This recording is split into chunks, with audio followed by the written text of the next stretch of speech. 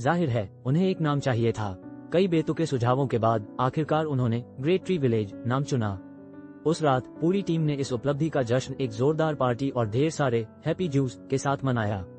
दारू और कुछ अजीबोगरीब फैसलों के बाद सबने हिराकू को मेयर चुन लिया, क्योंकि मूड लाइटिंग वाला टॉयलेट बनाने वाला ही योग्य नेता होता है, ऐसा कौन कहता है।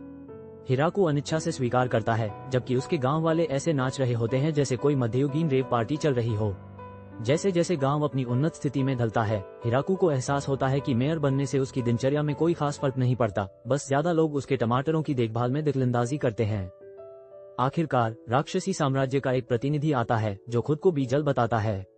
वो हिराकू को एक दुर्लभ अमृत की बोतल देता है, क्योंकि जाहिर है राक्षस भी रिश्वत की ताकत जानते हैं। बोतल के साथ राक्षस राज का एक संदेश भी आता है, वो बस्ती की स्थिति पर चर्चा करना चाहता है। हिराकू स्वाभाविक रूप से सोचता है कि क्या ये टैक्स, बेदखली या बस एक साधारण मेरी जमीन से हट जाओ नोटिस के बारे में है। स्पॉइलर, शायद तीनों ही। हिराकू लू या टिया से सलाह मांगने के बारे में सोचता है, लेकिन आत्मविश्वास की रानी लू उसे अकेले ही संभालने के लिए आंख मारती है। हिम्मत जुटाकर और शायद थोड़ा नशे में धुत चाचा वाला अंदाज दिखाते हुए हिराकू जोर से कहता है कि वो खुशी खुशी टैक्स देगा, लेकिन असली बात ये है वो सिर्फ 10% देने को तैयार है। बीजल एकदम जम जाता है, मानो किसी ने उसे बताया हो कि दुनिया के अंत पर सेल लगी है। हिराकू अचानक खुद पर शक करते हुए सोचता है कि क्या उसने बहुत कम बोली लगाए, लेकिन उसे हैरानी होती है जब बीजल सौदे को मान लेता है। बीजल तो मौके पर ही समझौता लिख देता है। हालांकि हिराकू अपने अंदर के बिजनेस मैग्नेट को जगाते हुए ये सुनिश्चित करता है कि उसमें सिर्फ फसलों पर ही टैक्स लगाने की बात लिखी हो।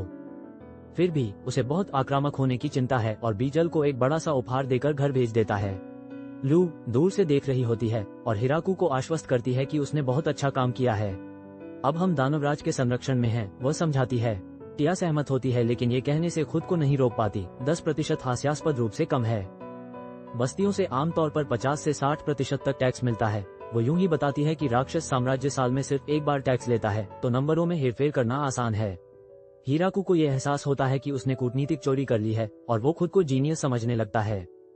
टैक्स फ्रॉड, उसे टैक्स फिनेस से कहो। दानवराज के किले में सेनापति यह सुनकर हक्के बक्के रह गए कि ग्रेट ट्री विलेज ने इतनी आसानी से हार मान ली।